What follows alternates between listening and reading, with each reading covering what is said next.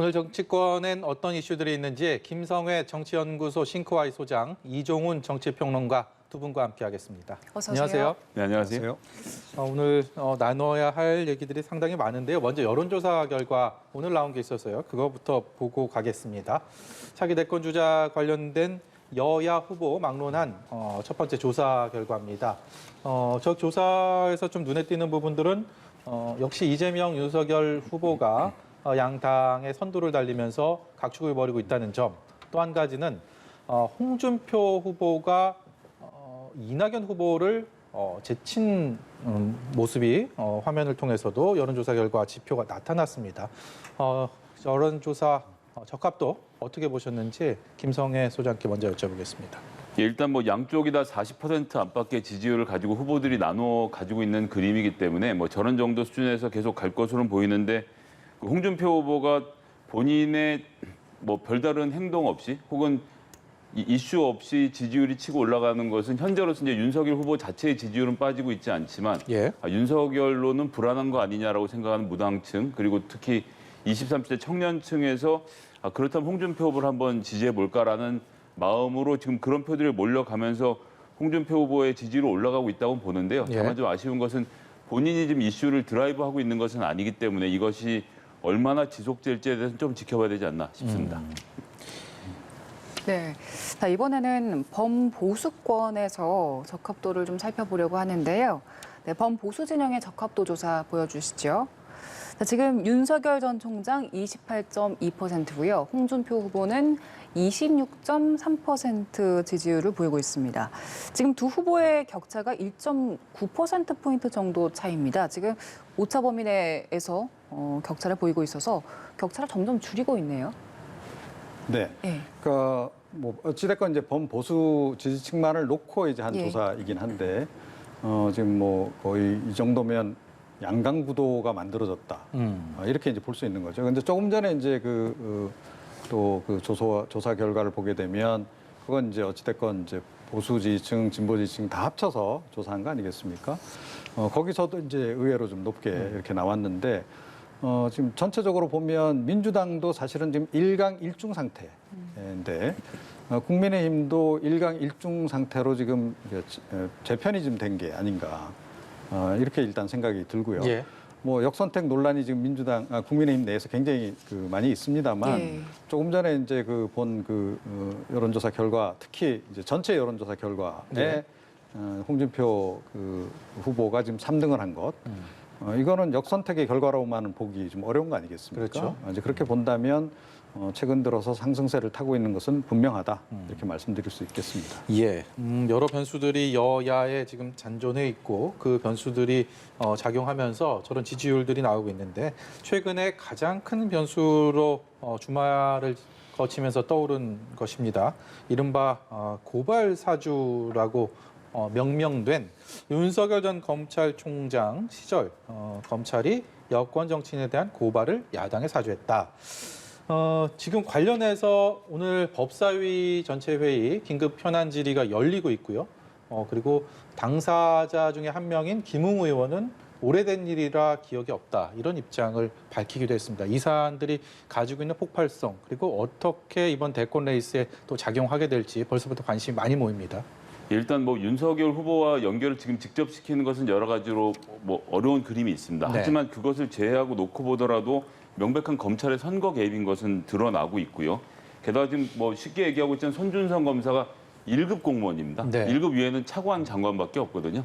그런 차장 검사가 공소장을 작성한 것도 모자라서 이것을 파일로 줬을 경우에는 작성자가 들통이 날 수가 있으니까 사진으로 전달해서 재작성하게 만드는 이런 치밀한 과정들을 놓고 보면 이 범죄정보기획관실에서 이걸 이제 수사정보정책관실로 이름은 바꿨지만 자기들이 수집한 정보로 본인들이 수사를 한다면 아무런 문제가 없겠지만 이것을 야당과 함께해서 법여권에 대한 공격을 시도했다는 점에서는 용서받을 수 없는 범죄가 아닌가. 의율하기는 어렵겠지만 그래도 저는 여전히 굉장히 큰 문제로 보고 있습니다. 야당에서는 여기에 대해서 뭐 정치 공작이다 이런 프레임을 내세워서 좀 맞서고 있는 상황인데요. 어떻게 보고 계십니까? 지금 현재로서는 이제 사실은 윤 전 총장이 직접 개입이 돼 있다라고 하는 증거가 나와 있지 않기 때문에 이런 식으로 지금 방어를 할 수밖에 없는 그런 상황이죠.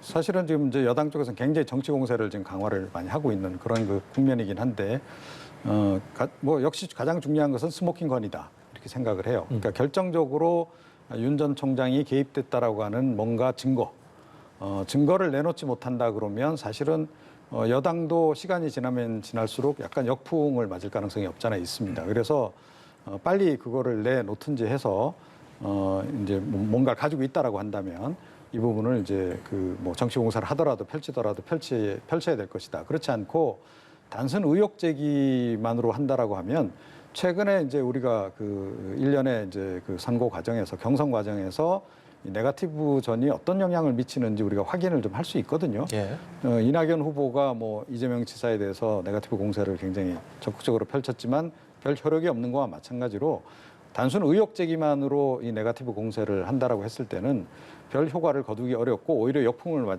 맞을 수도 있다라고 하는 것. 그 점을 이제 그 민주당 쪽에서는 좀 유념을 해야 하지 않을까 이렇게 생각을 합니다. 네. 이번 의혹이 또 한 가지가 갖고 있는 특징 중에 하나가 그동안에 윤석열 전 총장은 정계 입문 이전에도 관련된 여러 의혹들이 있었습니다. 근데 그것과는 다르게 당시는 가족들에 대한 리스크가 상당히 많은 부분을 착용했는데 이번에는 본인에 대한 것이라는 것. 또 한 가지는 당 밖에서, 그러니까 민주당 쪽에서의 공세는 그렇다 치고 당내 같이 경쟁을 벌이고 있는 후보들조차도 여기에 대해서 공세를 벌이고 있는 좀 좋지 않은 시선으로 보고 있는 이 상황들도 윤석열 전 총장 입장에서는 그전과는 좀 다른 상황 아닌가 하는 생각이 드는데요. 예, 이제 정치 공작이라고 말하는 것이 제 입장에서 좀 의아한 것은 폭로하신 분은 지금 국민의힘 소속의 당직자라고 언론에서 이야기를 하고 있고요. 예. 폭로한 언론사도 독립적인 이제 검증 언론에서 한 일이고요. 그래서 민주당이나 민주진영에서 이 폭로에 개입할 수 있는 방법이 사실상 없거든요. 이제 그런 점에서 정치 공작으로 보기 어려운데 이제 윤석열 총장의 경우에는 지금 윤석열 검찰총장 시절에 권력을 남용한 의혹에 나오는 것이기 때문에 네. 이게 기존의 개인 비리와는 상관이 없고 네거티브와는 또 다른 정말 꼭 검증이 돼야 되는 부분이고 뭐 좀 쉽게 설명하면 문재인 정부의 민정수석이 선거에 개입하려고 사진을 보낸 것을 여당 의원이 받은 그런 이 텔레그램 내용이 공개됐다라고 했으면 문재인 대통령의 즉각적인 책임을 묻지 않겠습니까? 이 경우도 지금 연결고리, 그러니까 보고를 받았느냐 안 받았느냐를 떠나서 현직 검찰총장 재직 시절에 벌어진 일인데 대한 정치적 책임은 져야 될 부분이 아닌가 생각을 합니다. 예. 네. 이 관련된 목소리들이 또 있습니다. 추미애 전 법무장관도 그렇고요. 윤석열 후보 캠프에서는 어떤 얘기를 했는지 듣고 나서 이종훈 평론가께 계속 질문 드리도록 하겠습니다. 들려주세요. 뭐 고발 사주 청부 고발이라고 하는데요. 총선을 앞두고 검풍을 획책한 것이죠. 수사 정보를 수집하는 기능인 이른바 범정, 이게 수사 정보 정책관실인데요. 예. 이 검찰총장의 눈과 귀라고 할 수 있습니다. 마치 이제 청와대 핵심 인사가 부패를 저지르고 예. 엄호를 한 것처럼 사건을 꾸며가지고 또 이를 수사하는 검찰총장 쪽을 탄압하는 것처럼 이렇게 모양새를 만든 거죠. 제일 중요한 것은 지금 현재 김웅 의원이 나와서 명확하게 좀 얘기를 해줘야 돼요. 손준성 당시 정책관하고 얘기를 했는지 안 했는지 이걸 받았는지 그 부분을 아주 명확하게 해줘야 되는데 지금 김웅 의원이 그 얘기를 안 하고 있지 않습니까? 그러니까 그 모든 것을 포함해서 네. 지금 뭐 검찰이 됐든 공수처가 됐든 수사나 감찰을 통해서 이 부분 디지털 포렌식을 통해서 또 관련자들 이 진술을 합쳐보면 정확한 상황이 파악이 되겠죠. 네, 녹취를 듣고 오셨습니다. 지금 들으신 것처럼 일단 김경진 전 의원은 제일 중요한 건 지금 김웅 의원이 나와서 명확하게 이야기를 해야 된다 이런 입장을 밝혔고 지금 추미애 전 장관은 여기 녹취에는 없었습니다만 해당 인터뷰에서 그 관련 현안을 검찰 쿠데타다 이렇게 규정을 했었습니다. 지금 오늘 오늘 이준석 대표 그리고 윤석열 후보가 만났습니다. 만나서 지금 이 사안이 가장 큰 현안이기 때문에 관련된 이야기가 나오지 않을까 하는 전망들이 많았는데 들어보니 그런 이야기는 나오진 않았지만 다만 네거티브 대응 조직을 만들겠다. 여기까지는 논의가 있었던 것 같아요. 네, 그러니까 구체적인 사안 가지고 지금 논의는 안 했다는 이제 얘기인데 과연 그랬을지 모르겠습니다. 그렇죠. 조금 이제 깊이 있는 얘기까지 이제 나눴을 거라 일단 이렇게 봐야 될 것 같고 뭔가 이렇게 실제로 이게 진행이 됐고 민주당 쪽에서 주장하듯이 이제 그 내용이 사실이라고 전제한다면 예. 누구보다도 윤 전 총장이 본인이 잘 알겠죠. 그래서 이제 뭐 그 부분을 이준석 대표가 확인을 하려고 들지 않았을까 이렇게 좀 생각이 돼요. 그러니까 당 차원에서 이거를 방어를 하더라도 이게 나중에 이게 사실로 밝혀지게 되면 얼마나 이게 당에 타격이 큽니까, 예. 그렇죠? 예. 그런 부분이 있기 때문에 아마 그거를 확인하려고 들었을 가능성이 높은데 그와 관련해서 윤 전 총장이 확실하게 뭔가 그 실제로 있었던 일을 이야기를 했을지 예. 그거는 좀 이제 좀 불확실하다 이렇게 좀 생각이 들고요. 뭐 현재까지의 이제 입장은 뭐 오히려 지금 민주당 쪽에서 뭐 증거 민주당 쪽을 향해서 증거 내놓으라 지금 얘기를 좀 하고 있는 거 아니겠습니까? 예. 윤 전 총장의 입장이라고 하는 것은 그래서 이준석 대표하고 만나서도 뭐 일단 그런 맥락으로 자기하고 관련이 없다라는 식으로 일단 해명했을 가능성이 좀 높지 않나 이렇게 생각이 들고요. 그러니까 김웅 의원 같은 경우에는 사실은 이런 정도 국면이 좀 되면 뭔가 입장을 밝히는 게 맞는 거죠.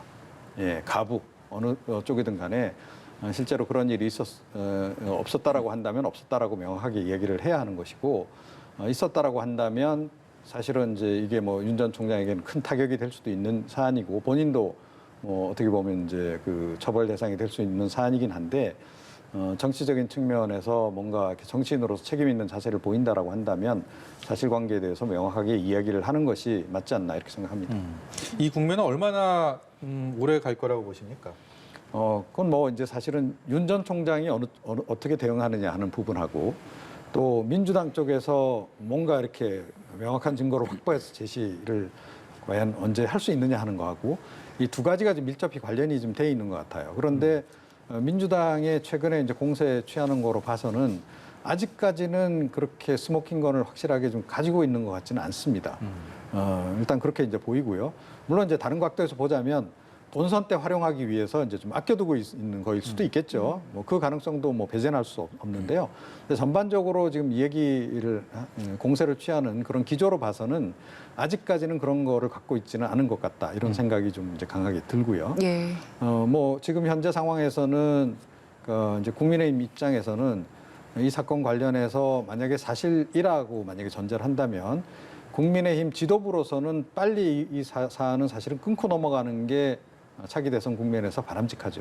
그런데 조금 전에 말씀드렸듯이 그 부분 관련해서 과연 윤 전 총장 측에서 어느 정도 명확하게 가부 실제로 있었는지 아닌지 그 여부에 대해서 이야기를 해줄 수 있을지 그거 역시 관건이기 때문에 아직까지 어느 쪽으로 갈 거다라고 지금 예단을 좀 하기 좀 어려운 상황이 아닌가 이렇게 생각합니다. 김성회 소장께서는 이 의혹을 푸는 데 있어서 앞으로 가장 주목해야 될 인물 누구라고 생각하십니까?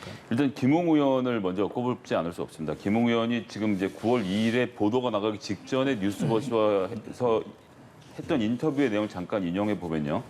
이거는 분명히 위법 소지가 있다고 생각하니까 이제 최강욱 의원의 건입니다. 그쪽 검찰을 뜻하죠. 검찰에서 아마 보내줬을 수도 있겠죠. 전 이 말에 굉장히 충격을 받았는데요. 그러니까 선거 기간인데 검찰이 위법하다라고 자기들이 찾은 정보면 본인들이 직접 수사하면 되거든요. 그런데 이것을 야당의 정보를 보내고 고발장을 작성하는 과정에 대해서 별 문제가 없이 이렇게 인터뷰를 하는 것 자체가 좀 큰 문제라고 보여져서 김경진 의원 잘 말씀하셨는데 김웅 의원이 사실관계를 잘 밝히는 게 먼저인데 이런 상황에서 윤석열 후보는 지금 정치 공작이라고 한 단계 넘겨 짚으셨단 말이에요. 이것도 좀 문제가 있다고 보고요. 그다음 손준성 검사 지금 이제 감찰에 들어가 있는데 특히 판결문 전 이게 스포킹 건이 될 거라고 보는데 손준성 검사 이걸 정말로 뽑아서 전달했다라고 하면 고발장의 작성 주체도 손준성 검사라고 저희가 짐작하는데 어려움이 없어지기 때문에 이럴 경우에는 근데 이제 이게 사건으로 넘어가지 않습니까? 범죄화 됐을 경우에 손준성 검사가 그 나머지 진술들을 제대로 할 줄은 알 수 없지만 이 감찰의 결과가 이건 뭐 금방 나올 테니까 이것을 지켜보는 게 첫 번째 고비가 되지 않을까 생각합니다. 알겠습니다. 주제를 바꿔서 주말에 있었던 민주당 경선과 관련된 이야기 나눠보겠습니다. 충청 경선에서 이틀 연속 이재명 후보가 과반 득표를 기록했습니다. 그동안 그 당심과 민심 어느 쪽이 부각이 될까 이런 부분들이 관심이었는데 그동안 사실은 그 당심은 이재명 지사 쪽보다는 이 전 대표 쪽에 쏠렸었잖아요. 근데 당심이 상대적으로 이 지사한테는 안 쏠려 있다 이런 분석들 이걸 이재명 지사가 극복을 했다고 볼 수 있는 걸까요? 일단 이번 선거에서 특이해서 볼 만한 점은 대의원의 투표 동향입니다. 즉 전국 대의원이라고 해서 한 사람의 지역위원장이 50명에서 100명 정도씩 이제 임명할 수 있는 권한을 갖고 있는데 이 전국 대의원의 경우에 정세균 의원이 충남에서 20%를 확보했는데 권리당원 투표에서는 7%였거든요. 예. 이 얘기는 무엇이냐? 예전 같으면 대의원들이 동네에 있는 권리당원들에게 영향을 미쳤는데 이제는 뭐 정보가 완전히 쌍방으로 교류되기 때문에 더 이상 이런 것이 불가능해진 상태고 지금까지 말했던 당심이라는 것이 사실 실체가 없었다. 즉 저변으로 확대되어 있는 권리당원들이 가지고 있는 이재명 지사에 대한 선호도가 그대로 반영된 결과로 보아야겠는데요. 예. 어쨌든 과반을 넘었다는 것 자체는 저도 예상하지 못한 뭐 거의 예상한 분이 없는 좀 충격적인 결과가 아닌가 생각을 하고 있습니다. 네. 예. 이제 이낙연 후보 입장에서 굉장히 머리가 아플 것 같습니다. 오늘 일정도 딱히 없고 뭐 들리는 얘기에 의하면 뭐 전략 자체를 수정하겠다라는 또 입장을 피력을 해서 과연 어떤 식으로 전략을 앞으로 바꿔서 나오게 될지도 궁금한데요. 어떻게 생각하십니까? 네거티브에서 포지티브로 바꾸는 거죠. 사실은 이 부분을 여러 전문가들이 지적을 했어요. 저도 지적을 계속했고, 그러니까 이렇게 네거티브 전으로만 계속 일관할 경우에는 역풍이 상당히 불 거다. 이제 그런 지적을 계속 했었거든요.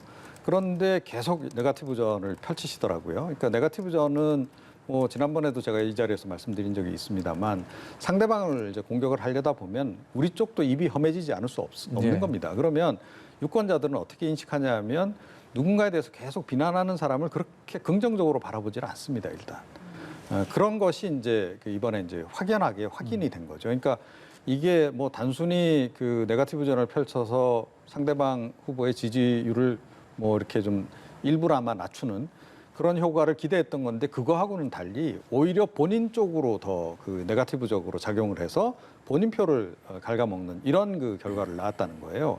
그래서 아마 상당히 충격을 좀 많이 받았을 거고요. 그래서 전면적으로 이거를 이제 조정을 이제 하겠다 이제 이런 이제 국면으로 들어간 거고 방향은 이미 전문가들이 다 얘기를 했습니다. 예. 그러니까 포지티브적인 측면에서 사실은 그러니까 이재명 후보의 그 기본소득 이슈를 압도할 만한 이슈를 제기를 하면 되는 거거든요. 예, 그래서 이제 사회적 관심을 유발하고 국민들로부터 공감을 얻어내고 그러면 굳이 뭐 이렇게 네거티브 전에 매달리지 않아도 되는 거였거든요. 물론 그게 쉬운 일은 아닙니다만 그러나 그 뭐 그동안의 어떤 그 경력이라든가 또 이런 걸 고려할 때 충분히 그런 거를 만들어낼 만한 역량은 있으신 분이라고 저는 보거든요.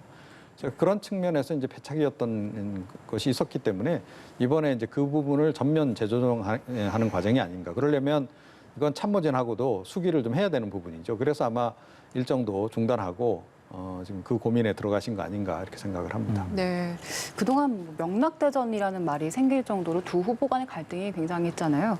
근데 이번 경선 결과를 두고 온라인 커뮤니티에서 지지층 간의 그 갈등의 골이 좀 드러나기도 했거든요. 최근 여론조사에서 내가 지지하는 후보가 민주당의 대선 후보가 되지 않으면 다른 후보를 찍겠다.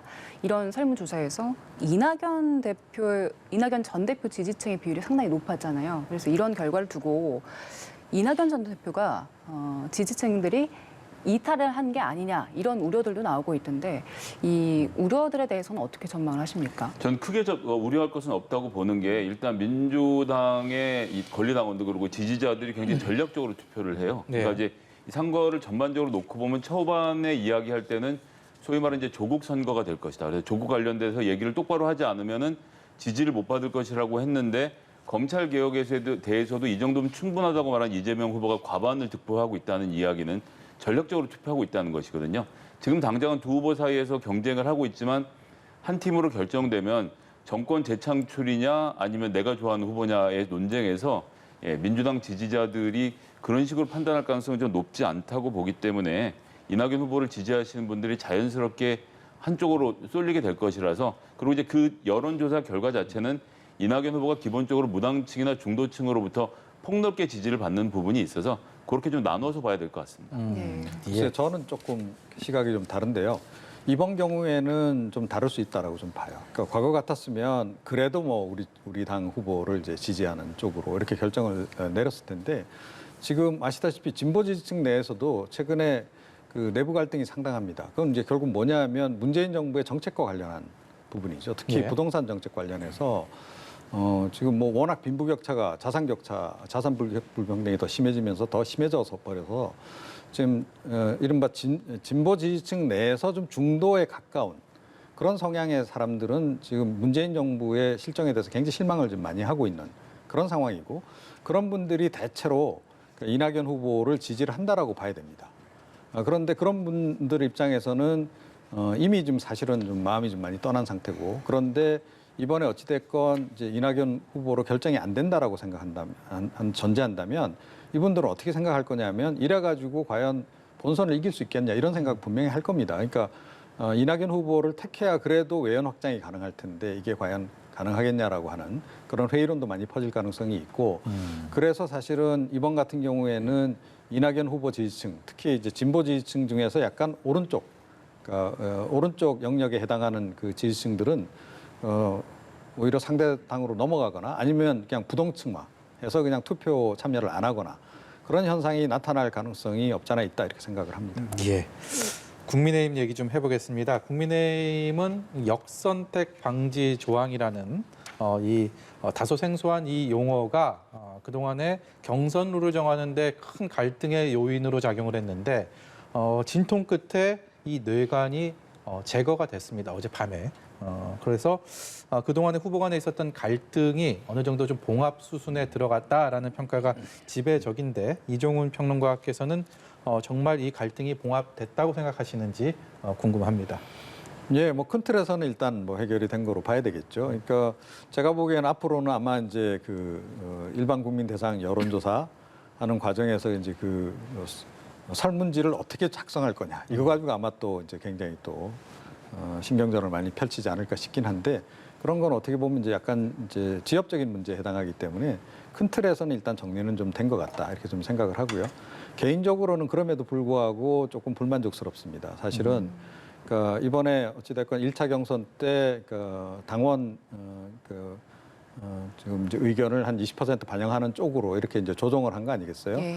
뭐 전체적으로 보면 뭐 역선택이 들어올 수 있는 그런 부분에 대해서 당원 비율을 높임으로 해서 약간 좀 이제 희석을 시키겠다 이제 그런 의도 같은데요. 기본적으로 저는 100% 여론조사로 계속 가는 것이 바람직했다라고 저는 생각을 해요. 1차, 2차 경선 말할 것도 없고 본경선까지도 그렇게 가야 제2의 오세훈이 탄생한다. 그렇게 좀 생각을 하거든요. 그러니까 조금 전에 말씀드렸듯이 민주당 지지층도 과거처럼 그렇게 다 무조건 다 경고한 것만은 아니다라고 하는 것. 그 지점을 이제 봐야 되는 것이고요. 그리고 무엇보다 중도 어찌됐건 본선 들어가게 되면 부동층 상대로 해서 서로 경쟁을 하는 거 아니겠습니까? 그쪽을 누가 많이 선점하느냐 여기에 좀 달려 있다라고 본다면 그분들의 의견을 최대한 많이 수용을 하기 위해서 그분들이 선호한 후보를 뽑기 위해서 애를 써야 된다라고 저는 봐요. 그런데 그런 부분에서는 개인적으로는 조금 좀 이제 더 좀 이제 역진한 것 같아서 좀 아쉽게 생각합니다. 네. 이른바 윤석열 후보를 지지하는 층과 그리고 반윤 후보층이 좀 이렇게 쪼개진 모습을 이번 갈등 구도에서 좀 보였고 또 한 가지는 정홍원 선관위원장의 사의 표명 이 해프닝을 통해서 지도부의 또 리더십에 대한 부분들도 분명히 문제의식을 갖고 있는 것들이 드러나지 않았습니까? 이런 것들이 앞으로 경선을 치르는 데는 어떻게 작용을 할 거라고 보십니까? 저는 뭐 이준석 대표 체계를 흔들기는 불가능하다고 생각을 합니다. 본인이 사퇴하지 않는 이상 사퇴시킬 수 없고요. 그리고 뭐 정말 냉정하게 생각해 봤을 때 지금 국민의힘의 비대위로 해서 구성할 지도부가 있느냐? 저는 뭐 개인적으로는 없다고 보고 있기 때문에 이준석 대표가 이제 버티는 것 자체가 큰 일이지만 버티는 것을 잘 하는 것으로 이번 국면을 수습해 갈 것이라 생각을 하고요. 뭐 그렇게 해서 지금 룰은 기본적으로 정해졌고 나머지 세세한 룰에 대해서는 윤석열 후보가 결국 동의하느냐 안 동의하느냐가 큰 틀인데 1등 후보지 않습니까? 예. 뭐 룰이 어떻게든 마음대로 하세요. 저는 제 할 일을 하겠습니다라는 태도를 보여주면 그것으로 또 지지를 획득할 수 있기 때문에 전 큰 무리 없이 앞으로 남은 경선 기간은 진행이 되고 뭐 후보 간의 이 격돌은 또 별개로 보겠습니다만 선관위는 큰 문제가 없을 거라고 봅니다. 예. 네. 그리고 마지막으로 국민의힘 이준석 대표 농지법 관련된 의혹이 나왔는데 부친께서 농지법을 위반했다 이런 의혹이었습니다. 일단 이 대표는 몰랐다고 사과를 하긴 했는데 최근에 이준석 대표의 리더십과 관련된 지적들이 계속해서 있었잖아요. 반복되는 상황에서 이런 논란까지 터져서 앞으로 리더십에 대한 우려는 또 제기되지 않을까 싶은데요. 이제 뭐 간헐적으로 제기될 가능성이 네. 없잖아 있다 이렇게 좀 봅니다. 그러니까 이번 뭐 농지법 관련해서 또 저는 뭐 설명이 충분치 못했다라고 좀 봐요. 네. 그러니까 물론 이제 본인이 미성년자 시절에 그 부친께서 땅을 사긴 했겠죠. 그런데 그 이후에 본인 정치하는 과정에서 그 사실은 일가 친척들 특히 직계 가족들 재산은 좀 검토해 보는 게 정상이거든요. 예. 예. 그런데 전혀 몰랐다라고 얘기하는 것은 좀 적절치는 않았다라고 저는 생각을 합니다. 예. 이제 그렇게 생각을 하고 그리고 이준석 대표의 리더십 관련해서는 그러니까 이게 이제 그 전 리더십이 지금 변화하는 시기다 보니까 지금 논란이 많이 되는 것 같아요. 그러니까 과거의 리더십과 미래의 리더십은 앞으로 많이 바뀔 거다라고 봐요. 그래서 과거의 리더십이라 그러면 어떻게 보면 권위주의로 좀 확 이렇게 내리누르는 그런 형태였다면 향후의 리더십은 뭐 쌍방통행적이고 수평적이고 그런 리더십으로 이제 변해가는 그런 과정인데 이준석 대표는 어떻게 보면 굉장히 이렇게 권위주의적인 그런 그 문화가 여전히 정치권에서 지금 온전해 있는 속에 좀 혼자 좀 약간 좀 동떨어진 그런 측면이 없잖아 있는 거죠. 그래서 소통 방식에 대해서도 당내에서도 좀 잘 이해를 못하고 서로 이렇게 좀 결합이 잘 안 되고 이제 그런 모습들이 자꾸 이제 보이는 이제 그런 거고요. 근데 어찌됐건 뭐 이준석 대표로서는 기존에 있는 그런 문화를 다 무시할 수도 없기 때문에 적응을 좀 해나가야 되지 않을까 이렇게 생각을 합니다. 네. 오늘 말씀은 여기까지 듣도록 하겠습니다. 고맙습니다.